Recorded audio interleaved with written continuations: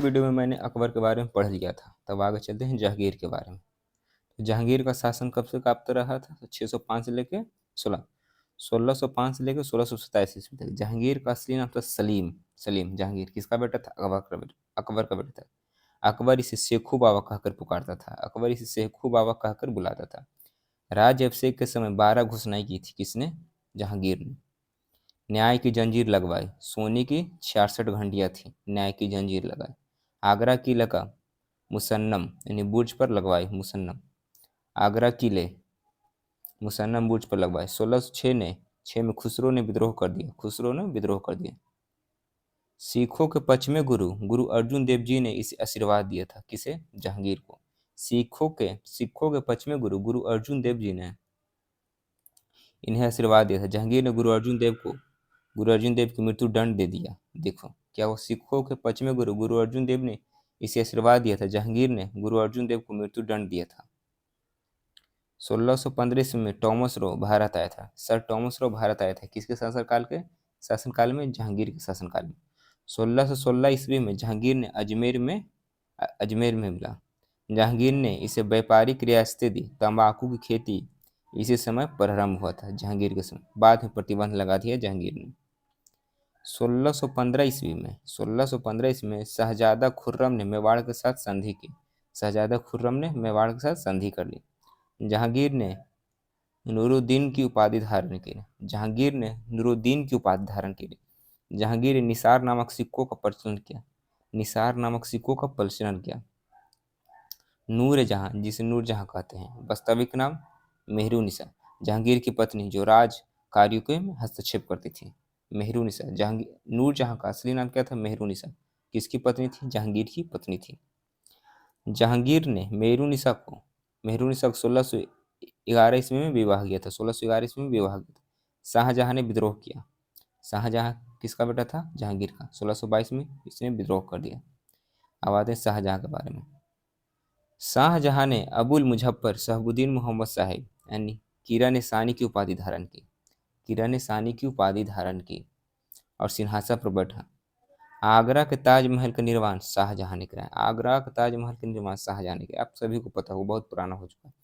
ताजमहल का निर्माण शाहजहां ने करवाया था। शाहजहां ने ताजमहल का निर्माण अपनी बेगम मुमताज के लिए करवाया था। मुमताज की याद में करवाया था। ताजमहल का मुख्य स्थापत्य कलाकार उस्ताद अहमद लाहौरी थे। उस्ताद अहमद लाहौरी थे। ताजमहल का मुख्य स्थापत्य कलाकार उस्ताद अहमद लाहौरी थे। शाहजहां के शासनकाल को स्थापत्य कला का स्वर्ण काल कहा जाता है। शाहजहां के शासनकाल को स्थापत्य कला का स्वर्ण काल कहा जाता है। आसफ खान ने खुसरो के पुत्र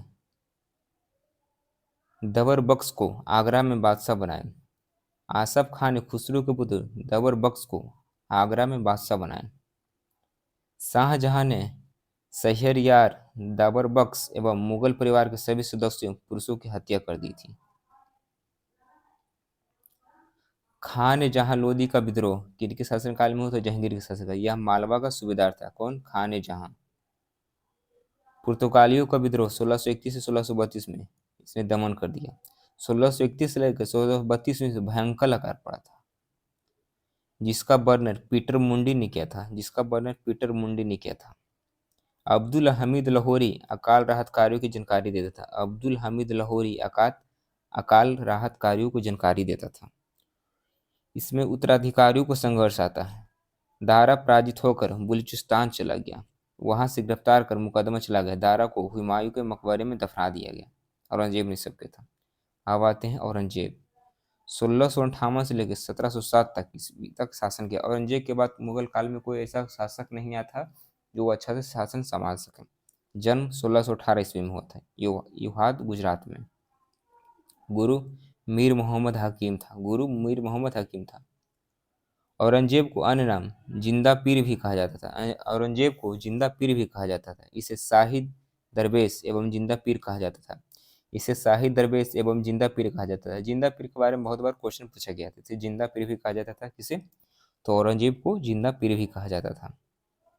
कुछ इतिहासकार इसे धर्मांध बताते हैं, जबकि धार्मिक नीतियों का पालन करना इसकी मजबूरी थी। कुछ इतिहासकार इसे धर्मांध बताते हैं, जबकि धार्मिक नीतियों का पालन करना इसकी मजबूरी थी।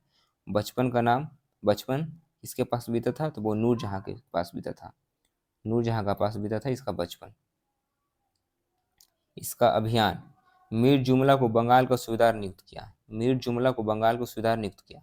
मीर जुमला ने असम के अहोम के विद्रोह अभियान चलाया। अहोम साम्राज्य, अब अहोम साम्राज्य के बारे में आपने पढ़ा होगा, जिसको हाल ही में विश्व विरासत सूची में नॉमिनेट कर दिया गया है भारत का।